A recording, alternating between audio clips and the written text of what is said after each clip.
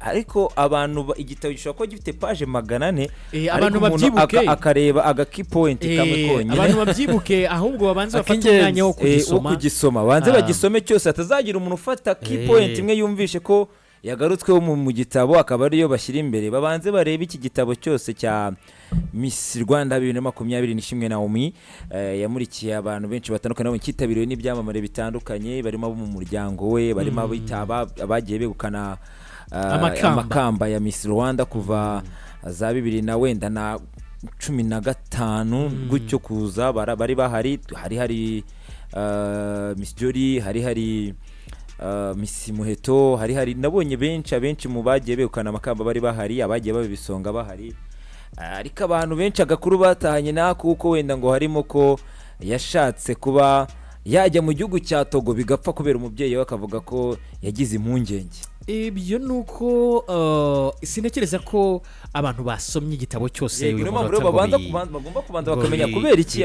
zitangaje ushobora gusanga chapter yashyizwemo ushobora gusanga iyo chapter iri nko muzanyuma cyangwa se wenda ikaba ifite n'ibindi bibanzirije ku buryo biza kugira igisobanuro ariko umuntu aba yahisemo akatamo cyangwa afatamo akantu gatoya ariko nanone birashoboka mu gitabo nawe ushobora gufatamo akantu kuko bishoboka ahubwo wenda ngewe icyo nakwibaza kuko igitabo kopi ndimo ndayaka kugira ngo tugisesengure tuzi birimo byose icyo numva ngewe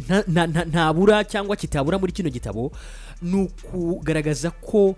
nukwerekana ko umwari w'umunyarwandakazi yitinyuse kandi bigakunda kuko hari ingero zibifatika nubwo kabone yahura na challenge kuko nabangaba bari mu batumiwe bari bahari nabo bahuye nazo nekereza ko ngewe icyo kwitega cyane ari ukureba uko umwari n'umutegarugori kwiteza imbere byakunze kwitinyuka byakunze tukareba naho bimaze kugeza igihugu tukareba noneho n'igisigaye cyo gukomerezaho kugira ngo iyo gahunda yo kwitinyuka irusheho kubasha kugerwaho ibyo ngibyo numva ntazabibura muri iki gitabo kubera ko numujurimo rwa rugendo rw'abari n'abategarugori nubwo natwa du chapter tundi zo chapitre zinde zigomba kuba zirimo ariko iby'ingenzi ngiye mbona bitaburamo sindakirambura cyose ko cyakabaye ariko mpamya ko hatabura mu rwo rugendo rwo kwiyubaka ko abari n'abategarugori nuko akakanya nubwo izo challenge zitabura yego nuko akakanya ikintu ngenzi nuko akakanya ibihugu bimaje byagaragaje ko byaguze iki gitabo mbere yuko kinamurikwa ni ibihugu birimo igihugu cy'abaturanyi cya Uganda birimo Kenya birimo Ethiopia ubwo rero ikintu nsaba natwe nk'abene igihugu dushyigikire Miss Rwanda cyane dushyireho itafari ryacu tugisome turebe ubutumwa byanze bikunze umuntu afashe umwanzuro ko atereka nsome cyangwa se reka mfata umwanya wanjye nandika igitabo nuko aba afite story nyinshi agomba kuvuga kandi nkeka ko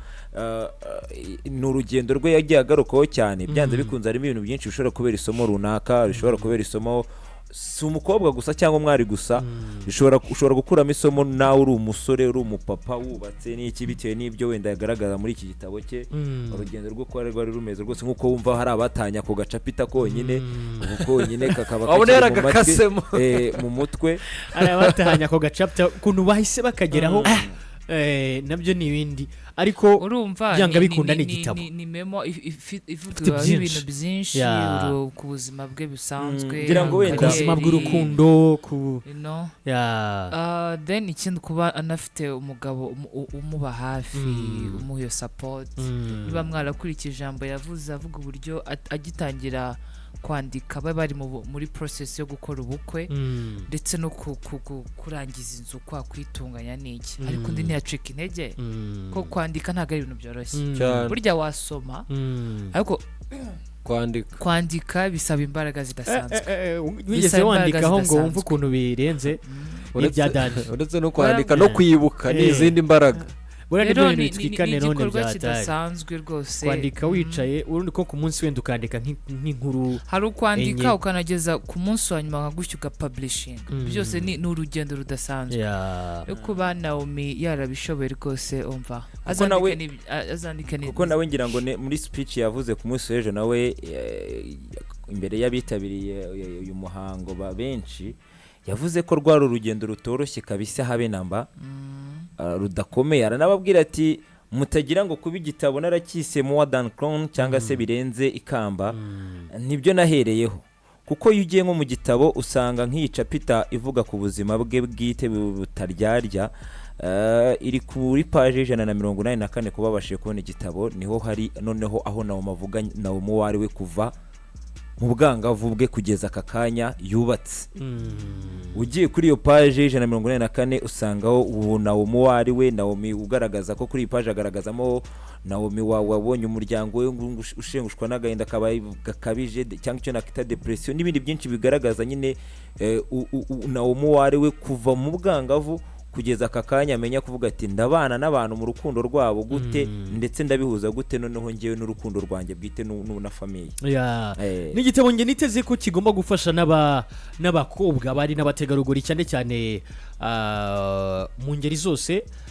ku kigero cyawe mu myaka uzanyuramo. Iki gitabo nge mba numva cyagakwiye kuba inkuru yaguherekeza cyangwa histoire yagufasha kuko mu ntego mu byo na Naomie yari afite nk'inzozi n'urugendo ruzima rero rufite intego. Mpamya ko buri mwari n'umutegarugori wese w'aka kanya dukurikiye nibyo abayifuza kuzagira ejo hazima, kuzagira umuryango muzima, kuzatanga umusanzu mu kubaka igihugu. Nubwo nanone izo challenge zose turi kuvuga zitabura, ariko mpamya ko igitabo umuntu atagifata ngo afata umwanya yicare yandike igitabo gisohoke hatarimo imbaraga zikomeye zatuma abantu bakuramo icyabaherekeza cyangwa icyabafasha. Ariko nanone igitabo ukuntu kimeze kigira n'utuntu n'utundi, kuko niba twaragiye tubona ibyamamare ko byandika igitabo hari aho bagira bagakomoza ku buzima busanzwe, bushobora no kugira ibintu bukomeretsa, bushobora no kugira andi mateka buzana, bushobora bagakomoza no ku bintu bishobora kuba bitari bizwi noneho bikajya hanze, ibyo abenshi bita amabanga cyane. Ahanini rero iyo amabanga rimwe na rimwe agiye hanze hari ubwo usanga nanone ibindi bindi, kandi igitabo ni ikintu kidasaza. Igitabo ni ikintu kidasaza. Ubwo rero ni icyo abantu bagomba kumenya, nuko nayo mabanga niyo mpamvu yabyitse memoire. Rero hari amabanga agomba kuboneka, abantu ntibazatungurwe. Hari ibidasanzwe abantu bashobora gusangamo, wari ufitanye ibanga nawe ukarisanga mu gitabo. Ubwo nyine bizaba byabaye uko nguko. Urumva ko ni igitabo ibaza igitabo yatangiye umushinga wacyo mbere yuko n'ubukwe buba, kuko umugabo we Tesfa yifatiye, ariko ahawe umwanya ngo agire icyo avuga. Yavuze ko igitekerezo Naomie yakimuhaye mu gihe bari kwitegura ubukwe. Ati ndifuza ko ari igitekerezo ngugeze agira ngo ni ikintu kigiye kubaka ngo urugo byatari. Amubwira ko ashaka kwandika igitabo, ariko ngo ashimishwa nuko yafashe uwo mwanya munini wo gutekereza kwandika kuri icyo gitabo, ngo ari byo bituma we nk'umugabo we amufata nk'umugore udasanzwe. Ni igitabo rero gishobora kuzavamo amakuru ashobora kugira, kuko ntekereza ko nk'umwijambo Naomie yavuze ati wirebe igitabo nimba ukibonye ngo ubone handitseho Naomie ngo tuvuga ngo ni Naomie. Ngo wowe fata umwanya wawe nimba ko kurukunda gusoma, usome igitabo cyose, usome story yose, usome igitabo ukirangize, aho kugira ngo utangire kujudginga igitabo ukurikije cover yacu kuri kukibona. Wewe wijudginga cover y'igitabo, gusoma ibirimo, nubirangiza ukabona nta birimo, ukore jijema yawe. Ni igitabo gishobora kuzavamo amakuru mashya ari positive kandi akagira na impact iri positive. Byose birashoboka. Ikindi nakunze ni support bamweretse, abari byiza iyo abanye n'abantu wenda muri abya Miss Rwanda. Ni cyabonye ko bamwe mu babanye nawe bari bahari, bamwe baranagitana. So ni ibintu byiza. Apart ya famille hari n'abandi nyine inshuti ze, bigaragaza ko Naomie azi no kubana mu buzima busanzwe. Iriya chapter ya nyuma na Mutesi Jolly yaguze ibitabo 100. Kandi anavuga ko iki gitabo atari icye gusa ahubwo kibareba, kuko twaze tubivuga nawe yavuze ko kibareba kuko bahuje urugendo, hari ibyo basangiye. Yanaguriye ibitabo ahubwo abadafite ubushobozi bwo kuba babibona, hari ibyo basangiye. So support abari nziza burya umuntu apana juste guhuza n'ibibahuza, na nyuma yabyo wabakenera nka gutya ya chapitre bakaza. Hari chapitre bava ashaka kugarukaho, nari mbonye yavuze ngo the strong soldier, the strongest soldier. Urumva iyi niyo ya chapitre ya nyuma, ariko inagaragaza uburyo nyine harimo n'urugamba, harimo urugamba rukomeye, ku buryo nyine bigaragaza ko hari naho yabaye intwari ku rugamba cyangwa se yabaye umusirikare w'umunyembaraga. na chapter ya karindwi ibyo rero Born in Love. iyi chapter tuhita wumva ko irimo imitego irimo ibintu biremereye ibintu byose umusirikare ashobora kuba yacamo ariko agasavayivinga ariko akabasha gutsinda aha rero ni ahandi twaze tuvuga ko hashobora kuba harimo n'inkuru zafasha abandi cyangwa se zishobora kugira ibyo zihindura cyane hashobora no kubamo amakuru ameze ate mashya twagiye inkuru amakuru mashya ubwo ntabwo aba akiri mashya mugure igitabo mugisome bavagura igitabo igitabo ni ukugishaka gura igitabo mugure memoire gura igitabo mugomba ndabona ari kutubwira ko akibitseho ushaka kubona mu buryo bwa soft cya hard ariko hard copy aba ari sakura nakibika ariko nanone ikindi ubwabyo kwandika igitabo ni ubutwari bukomeye cyane sinzi impamvu tudakwiye no kubimushimira kwandika igitabo